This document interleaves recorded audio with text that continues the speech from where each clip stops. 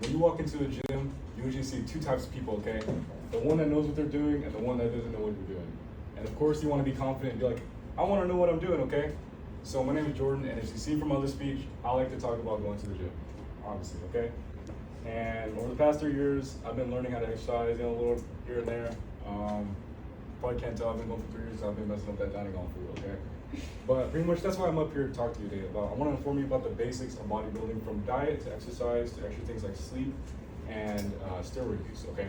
So, all right, so let's start with diet. So before you even walk into the gym, honestly, it all starts in the kitchen, okay? It starts with your diet, all right? So I want to first start to talk about your calories, okay?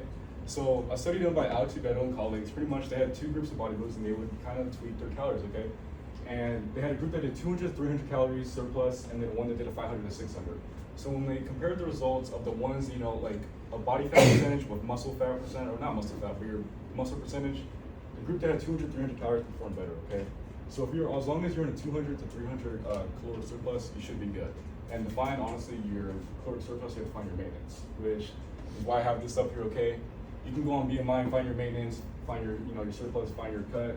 But I use Chronometer because it'll show you your cut, it'll show you your maintenance, and also what you need for a surplus, okay? And also it has your macros, which I want to talk about after, okay? Your macros are your proteins, your fats, and your carbohydrates, okay?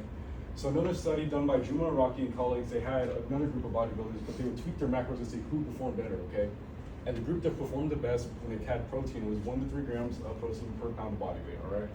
So, and the reason why it's up to 3, because anything after 3 shows the same results as eating 3 grams of protein per pound of body weight. But, damn, oh, give me a second. Whoa, I don't know what happened there. But, I don't know what happened there, okay? But, so like, anything, honestly, trying to eat 3 grams of protein per pound is crazy. Honestly, I can barely get in like 1 gram per pound, all right? So that should make up 25 to 30% of your calories per day. And then your fats, obviously your fats are good for, energy storage, and then like cell function, you want 15, 20% of your calories coming from that. And then, honestly, when you eat fats, you should eat like stuff like avocado, you shouldn't be eating like candy and chips and stuff like that. And then for your carbs, right, you want 50% of your calories coming from that. And I know that sounds like a lot, but you can eat a lot of calories from your carbs really quickly, okay? And when you eat carbs, obviously you want to eat stuff like rice, potatoes, sweet potatoes and stuff like that, not like chips, sweets and things like that, okay? So now that we talked about diet, let's actually talk about exercising, okay? So before you even walk into the gym still, okay, you need to have a plan of what you're gonna do in there. That's why you need a split, okay? 2 very common splits is an upper-lower split and a push-pull leg split, okay? According to Alex Kirkably, and she's a content writer for Gymshark and also a physical trainer, push-pull legs pretty much push is chest, shoulders, triceps, pull is back and biceps, and then legs is top 2 legs, okay?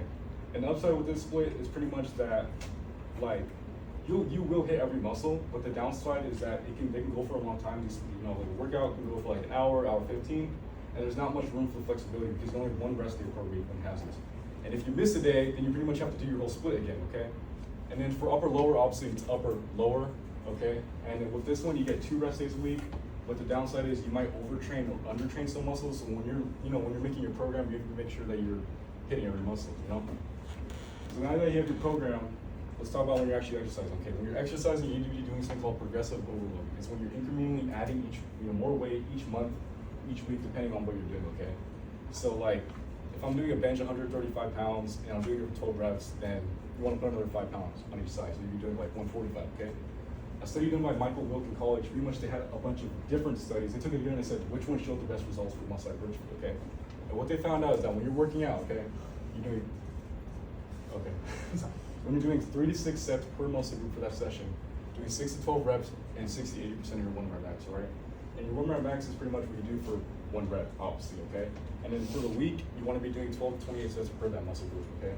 So a big indicator for me, something easy, if I'm doing 12 reps for 3 sets, I'm gonna push up the weight, okay?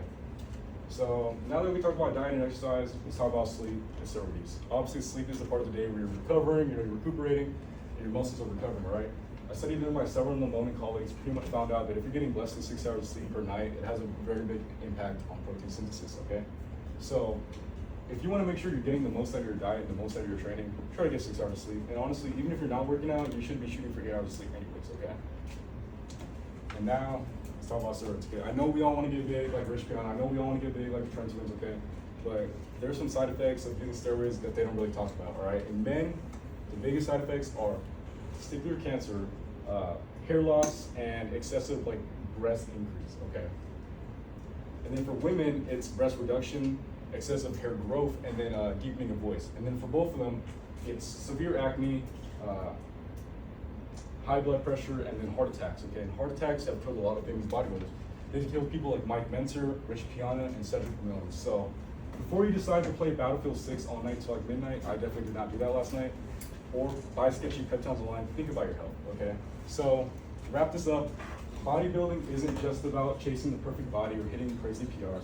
It's about understanding the building blocks and process to get there, from your right diet to your exercise, and then also the right lifestyle recovery habits to keep your muscles, okay? So whether you're 3 years into your journey or just starting out after this, know that it's not about, having the perfect workout, it's about having consistency, okay? The best workout is the one you show up for, all right? So now after this speech, you should be confident and know that you know the basics, the gist to go into the gym after tomorrow. Thank you.